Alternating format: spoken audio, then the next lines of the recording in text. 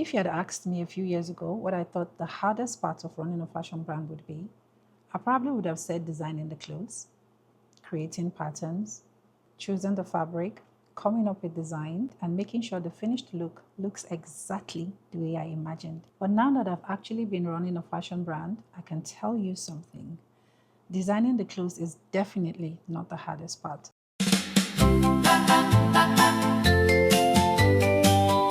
If you're new here, welcome. My name is Evelyn. I'm the founder of Omoyokan Evelyn, a women's wear brand here in Abuja. This channel is where I'll be talking about different parts of my life, building a business, creativity, motherhood, and just figuring things out as I go.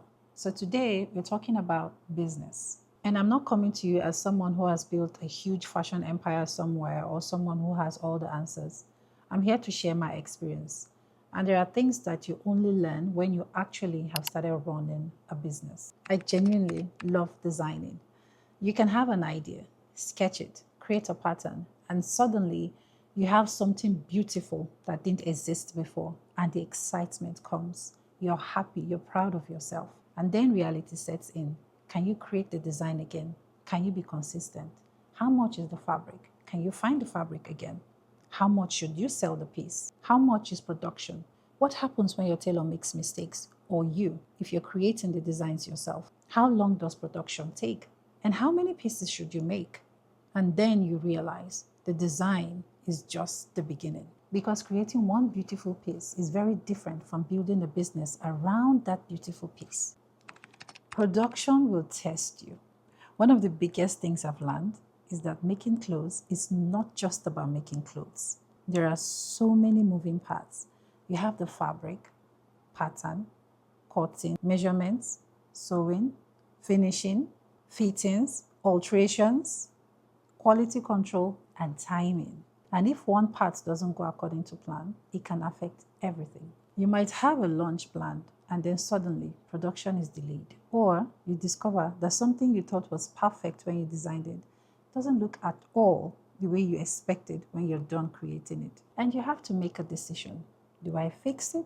Do I change it? Do I scrap it? Do I spend more money on it? And those are not easy decisions, especially when it's your own money and your own business. You have to learn how to price your work. And this one took me quite a while to understand. But your price cannot just be based on what you think your clothes are worth. You have to know what it actually costs you to make them. Fabric, production, packaging, photography, delivery-related costs, business expenses, and then there's your profit and the business profit. And then you realize that the price that you thought was actually reasonable doesn't really leave enough room for your business to grow. And that's one of the things I think creative people really need to learn. You are not just creating design, you're building a business. And the business has to make sense financially. Selling is a completely different skill. This is another thing I didn't fully understand. You can make the most beautiful clothes in the world, but if nobody knows they exist, you don't have a business. You have a beautiful wardrobe. And marketing is a completely different skill from designing. You have to learn to photograph your clothes. You have to learn how to create content, how to talk about your designs, how to get people interested in your designs, and how to sell them. And also how to explain why they should spend their hard-earned money to buy your pieces. And then there is this particular part nobody really talks about. Sometimes you cannot put something out there that you really love. Some designs that I cannot sell, and people don't always respond the way you expected. And you have to learn how not to take that personally, because your favorite design isn't automatically your customer's favorite design.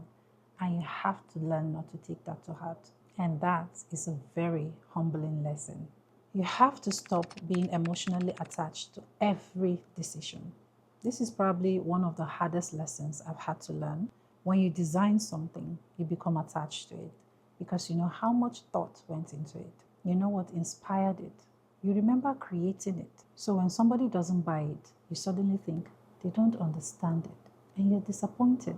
But sometimes maybe they just don't want it. And that's okay. Your job as a founder is not to force people to love everything you create. Your job as a founder is to get people to understand your designs, to love them, to be interested in them, while still maintaining your identity as the creative director of your brand. And that's where balance comes in, because I don't want Omoyokan to become a brand where I think everything I make would sell. I'm not making all the pieces for myself.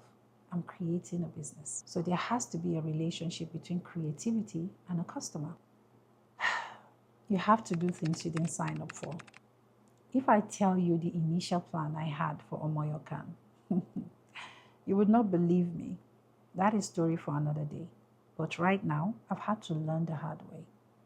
Everything has been restructured. This is exactly the opposite of how I thought I would run my brand. But then, everything worked out for my good. You become a fashion designer because you love the thought of creating designs. You love the process. You love making new pieces. You love the feeling of creating something that you see on people and you're proud of yourself. And then suddenly you find yourself doing things that have nothing to do with fashion. You're thinking about advertising. You're thinking about numbers. And I'm not talking about measurement too, actual numbers. You're checking production. You're following up, creating content. What you thought you would hire somebody for, you're doing everything by yourself because you just started. You're creating launches. You're looking at what sold. You're looking at what didn't sell. You're making decisions all day. And sometimes you're just sitting there thinking, I just wanted to make pretty clothes. And that's entrepreneurship. You don't just get to do the part you love. You have to learn to do the whole thing. There are going to be slow periods because online people see the good parts. They see sold out, they see new collections, and those things are wonderful. But behind every business, there are also quiet periods because there are periods I thought I would do incredibly well and I didn't. There are decisions I made that I later realized I could have made them differently. And then eventually you realize that building a business is not always a straight up line. There are downtimes, there are slow periods. You have to keep learning. The fashion industry keeps changing. Social media keeps changing. Advertising changes and customers change. What worked 6 months ago might not work today. And I think one of the biggest mistakes you can make as a business owner is to think that you have it all figured out. Because building a business also shows you who you are. It shows you how you handle disappointments, how you make decisions, how patient you are, how you handle money, how you handle criticism, how you handle uncertainty.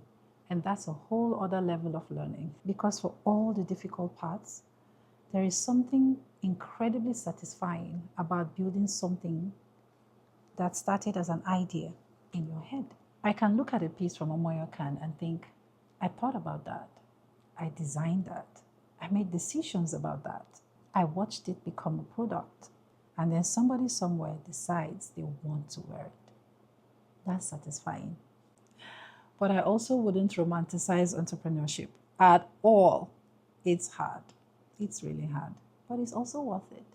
So if you're thinking about starting a fashion brand because you love clothes, I would say love the clothes, but also learn to love the business because the business is what allows you to create. And if you're already running one, I would love to know what has been the hardest part for you, because I'm still learning too. And that's exactly what I want this channel to be about. Not pretending that I've figured everything out, just sharing what I'm learning while I'm actually living it. So if you're thinking about starting a fashion brand, I hope this video gives you a slightly more realistic expectations of how it can be. And if that is the kind of conversation you enjoy, subscribe because I'll be here every week. See you on the next one. Oh, hold on. I'm about to show you my outfit for this video, as promised. Mommy, I love your outfits. Thank you, gorgeous.